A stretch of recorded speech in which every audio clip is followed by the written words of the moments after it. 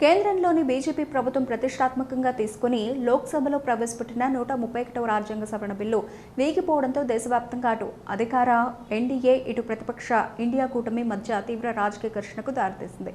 పార్లమెంట్లో మహిళలకు 33% రిజర్వేషన్లు కల్పించాలనే ధ్యేయంతో ప్రవేశపెట్టిన బిల్లుకు 3/2 మెజార్టీ లభించకపోవడంతో మహిళా రిజర్వేషన్ బిల్లు కూడా వీగిపోయింది. చారిత్రాత్మక సంస్కరణలను విపక్షాలు ఉద్దేశపూర్వకంగానే అడ్డుకుంటున్నాయంటూ బీజేపీ శ్రేణులు ఆందోళన బాటపట్టాయి. కరీంనగర్లో బీజేపీ మహిళా మోర్చా ఆధ్వర్యంలో నిరసన కార్యక్రమాన్ని చేపట్టారు. జిల్లా బీజేపీ మహిళా మోర్చా అధ్యక్షురాలు చొప్పరి జయశ్రీ ఆధ్వర్యంలో చేపట్టిన ఈ కార్యక్రమానికి మేయర్ కొలగాని శ్రీనివాస్ ముఖ్య అతిథిగా హాజరు కాగా బ్లాక్ బెలూన్స్ తో బీజేపీ శ్రేణులు తమ నిరసన వ్యక్తం చేశారు. మహిళలకు రాజకీయాల్లో తగిన ప్రాధాన్యత కల్పించాల్సి ఉందని, మహిళా బిల్లును వెంటనే ఆమోదించాలని డిమాండ్ చేశారు.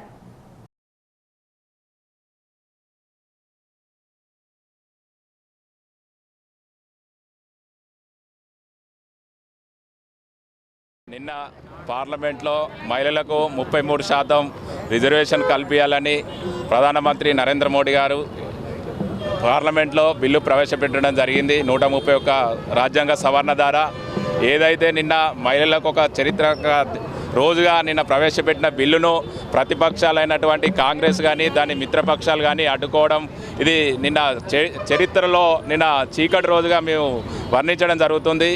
ఈరోజు భారతీయ జనతా పార్టీ జిల్లా శాఖ ఆధ్వర్యంలో ఇక్కడ మేము మహిళా బిల్లును వ్యతిరేకించిన కాంగ్రెస్ పార్టీని ఎండగడుతూ ఇక్కడ ధర్నా కార్యక్రమం నిర్వహించడం జరుగుతుంది.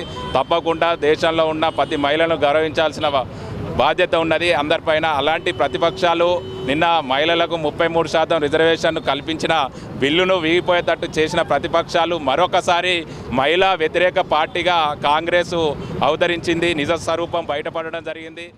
చరిత్రలో నిన్నటి రోజు చీకటి రోజుగా మిగిలిపోతుంది.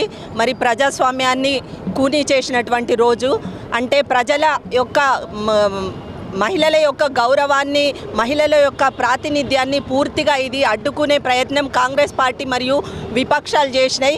ఏదైతే మరి నరేంద్ర మోడీ గారు ఇచ్చిన మాట ప్రకారంగా, మేనిఫెస్టోలో రాసిన ప్రకారంగా మరి అందరూ వస్తారు, ప్రమాణాలు చేస్తారు, కానీ మాటకు కట్టుబడి ఉండి మరి మహిళల యొక్క ప్రాతినిధ్యాన్ని చట్టసభల్లో పెంచాలనే ఉద్దేశంతో ఒక చారిత్రాత్మక నిర్ణయం తీసుకున్నటువంటి సందర్భంలో మరియు అందరూ మహిళల యొక్క గౌరవాన్ని కాపాడుతూ చట్టసభలో వారి భాగస్వామ్యాన్ని పెంచే దిశగా అందరూ ఐకమత్యంతో ఉమ్మడి సంకల్పంతో నిర్ణయం తీసుకునే తరుణంలో ఇట్లా ఒక సంకల్పంతో ఉన్న దగ్గర ఇక్కడ ఎంత బలహీన పడిపోయినరో, సంకల్పంలో ఎంత బలహీన పడిపోయినరో ఇక్కడ అర్థమవుతుంది. మరి విపక్ష పార్టీలు అన్నీ ఈరోజు భారతదేశ మహిళలను ఏ దేశమైతే, ఏ ప్రభుత్వం అయితే మహిళలను గౌరవిస్తుందో